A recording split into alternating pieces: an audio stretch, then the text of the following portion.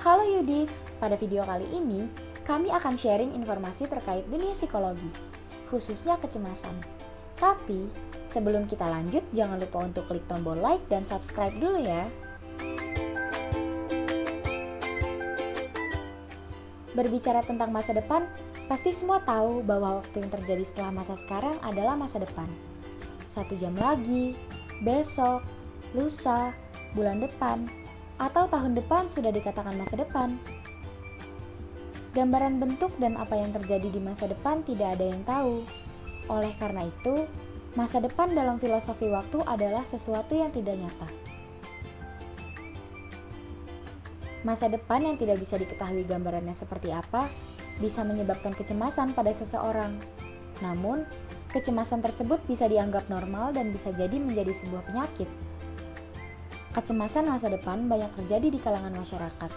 Mereka cemas kehidupan seperti apa yang akan dijalani. Misalnya saja pada mahasiswa tingkat akhir. Beberapa mengalami kecemasan terhadap kehidupan mereka pasca kuliah. Cemas akan segera mendapatkan pekerjaan atau malah menganggur. Cemas bisa menghasilkan uang atau malah menjadi beban untuk orang tua.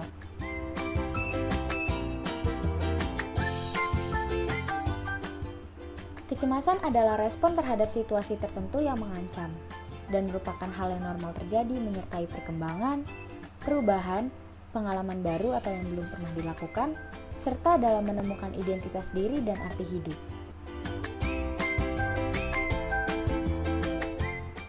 Kecemasan timbul karena adanya beberapa faktor, di antaranya adalah ancaman, pertentangan, ketakutan, dan kebutuhan yang tidak terpenuhi.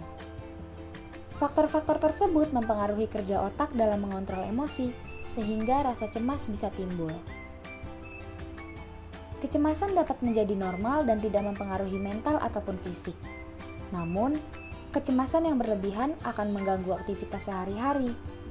Merasa cemas yang berlebihan juga dapat menimbulkan gangguan kesehatan seperti depresi, sakit kepala, mual, stres, dan rasa lelah.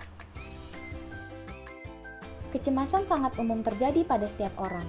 Namun, jika individu merasa cemas secara berlebihan yang menetap dalam waktu lama, individu perlu mengkonsultasikannya dengan profesional.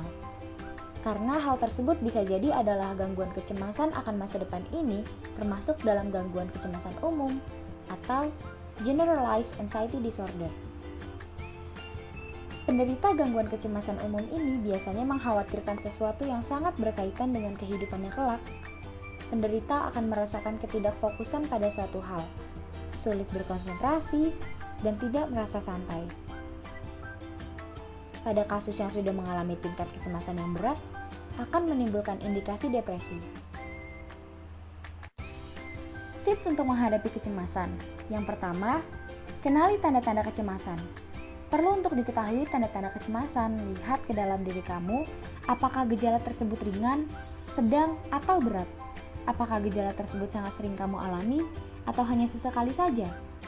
Ingat kembali, bagaimana gejala tersebut bisa timbul dan dalam situasi yang seperti apa? Yang kedua, berpikir positif.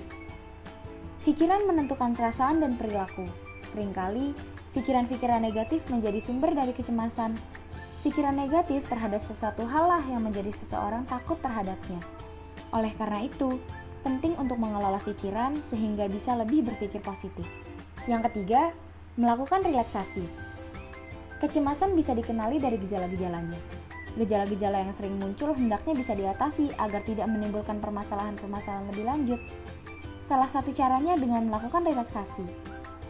Latihan nafas dengan menarik nafas lalu menghembuskan secara berulang pada saat merasa ada ketegangan bisa menjadi latihan sederhana dalam relaksasi dan bermanfaat untuk mengurangi ketegangan dalam tubuh.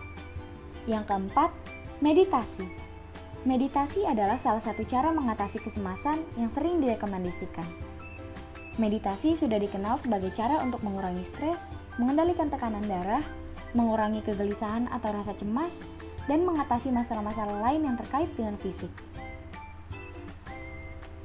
Yang kelima, berani menghadapi kecemasan tersebut. Satu hal yang harus kamu sadari adalah, kamu harus berani menghadapi kecemasan tersebut. Semua orang pernah mengalami hal ini, bukan hanya orang-orang tertentu saja, dari yang biasa saja sampai yang sangat pintar, dari keluarga ekonomi menengah sampai para konglomerat, laki-laki ataupun perempuan, semuanya pernah mengalami kecemasan. Perbedaan antara mereka yang tetap terlihat bahagia dengan mereka yang selalu terlihat tidak tenang adalah bagaimana mereka menghadapi kecemasan itu sendiri. Kecemasan bukan hal yang harus dihindari, tetapi hal yang harus diatasi. Yang keenam, distraksi. Distraksi merupakan metode untuk menghilangkan kecemasan dengan cara mengalihkan perhatian pada hal-hal lain, sehingga kamu akan lupa terhadap cemas yang dialami. Salah satu cara untuk mengalihkan perhatian adalah dengan dukungan spiritual, mendalami hal-hal yang disukai, atau melakukan hal baru. Yang ketujuh, konsultasi dengan profesional.